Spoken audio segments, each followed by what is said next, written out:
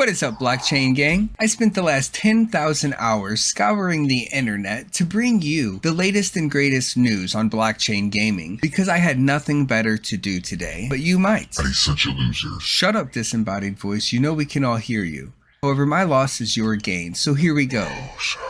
Let's just ignore him for now and move on. And remember that none of these websites allow for user comments, and you should always do your own research, since this video is definitely not financial advice. VentureBeats is reporting that the dappradar, which is limited in scope, shows that $750 million was invested into blockchain gaming so far this year. The key fact that I find most interesting about this is that 60% of the money was raised in March alone, which means that we could be finally coming out of this crypto winter, or perhaps the cyber groundhog will finally wake from its cryo sleep only to be startled by his shadow and curse us with L's until the next halving.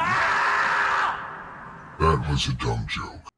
This is roughly 50% higher than the estimates that we've seen from sites such as Blockchain Gaming Biz. While this may be a far cry from the $8 billion invested last year, it still is miles ahead of the $88 million invested in 2020. Much of this money is being pumped in from the Far East, with China, Japan, and South Korea leading the way as reported by Coindesk. With 1.7 billion gamers spending a combined $72 billion, they now account for half of the world's gamers, so naturally they would be the leaders in blockchain gaming adoption as well, one would assume. That's racist. No, it's not. Sorry.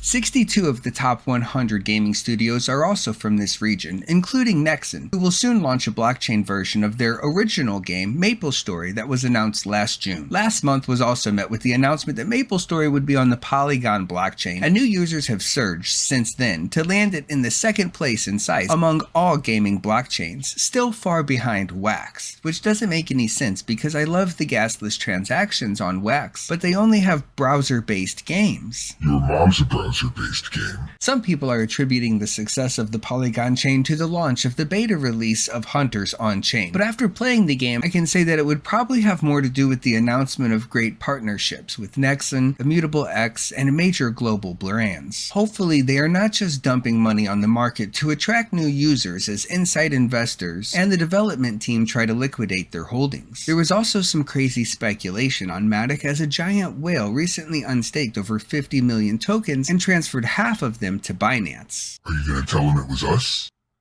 Keep in mind that in my opinion, Matic is nothing special, while Wax actually is. However, if some great games don't get added to Wax in the near future, it will start getting its ass kicked. Like the Underdog VCR killed the Betamax Laserdisc system, even when it was 10 years ahead of its time, and wouldn't resurface for another 20 years in the form of compact discs. Nobody is going to get that resurface pun. That's so stupid. It wasn't even supposed to be a pun, so who's stupid now? Polygon was also never supposed to be a layer 2 chain working on the ETH network at all. It was just a side chain with the bridge posting snapshots of the Ethereum network. However, now they have combined two technologies of zero-knowledge proofs and an Ethereum virtual machine with the zkEVM for full Ethereum scaling. He is literally reading directly from Wikipedia now. Grade A content, ladies and gentlemen. Subscribe now, before YouTube runs out of room on the platform for this channel to add any more subscribers, or you might miss out on more classy stuff like this. I have no problem with ZK validation, but Polygon is touting it as more secure. That is a lie when they are adding a secondary point of failure that can be exploited or hacked, not a layer of protection as they try to describe it. The solution zero-knowledge proofs solve is one of transaction speed and privacy, not security, which is why it always is used for scalability, and by doing things faster they are by default less secure. While you can argue that privacy increases security, it works to protect and conceal the activity of criminals as well, and is a cost of coding your blockchain this way, not a feature. You are not protecting people by hiding transactions or credentials, but you may be helping them rip people off by invalidating the entire reason for having a blockchain in the first place, being transparency. What I'm trying to say is that we shouldn't be putting private information on the blockchain just because we have a way to hide it from other people. They need to stop lying about the security and acknowledge the risk this brings to the network. The EVM allows for developers of dApps and games to translate the code of Ethereum smart contracts so they can be compiled and interact with contracts written in other languages across other chains. This is another vulnerability for the sake of accessibility, because if there is a bug in the original code or how the EVM interprets it, it could cause massive issues, especially with the layer 2 network. This could also cause bugs or exploits each time the code is updated on one side and not perfectly coded on the other in response to still function properly. While plugging in one solution to fill in the problems that a second solution causes may make it more secure from direct attacks and hacks, it opens up the possibility of more bugs, which is another avenue of indirect attacks aimed at exploiting them for personal gain at a speed never before thought possible. To be clear, I am in support of tech that speeds up transactions and lower fees for gamers, but I would prefer for it to be battle tested before sinking an exorbitant amount of money into it. If you want to know more about this technology, I recommend CTO LARSSON's video where he takes an objective view at it from many different perspectives. The link is in the description. In other news, Gala is launching version 2 of their Gala Games token, and everything is just fine. This isn't a sign of failure or regression according to the bag holders on YouTube, blasting out 23 videos a day on how great Gala is using zkEVM. That stands for zero evidence. No, please don't look behind the curtain. Don't examine the evidence. That's FUD. Or spreading fear, uncertainty, and doubt, even if you are simply describing what your eyes are seeing before you. It doesn't matter that they started with a parent-child token architecture running on Ethereum, only to migrate to their own GYRE layer 2 solution, only to move back to a layer 1 Ethereum solution with this new token because they couldn't figure out how to burn the other one. I mean, all news must be good news if you are down 90% on your investment and you desperately need the coin to pump so you can afford back surgery after carrying this cart of shit around with you every day. I mean, they raise enough money to fully fund 37 games, but instead of releasing a few of them, they buy a mobile game studio, so none of those games can ever be released as well, while pivoting away from PC games into music and film. If you believe any of this crap these shills are saying, I have 35 billion bridges to sell you. Remember, this isn't financial advice. That stuff is for losers. We only deal with education and financial advirtues here. I get it now, that was lame.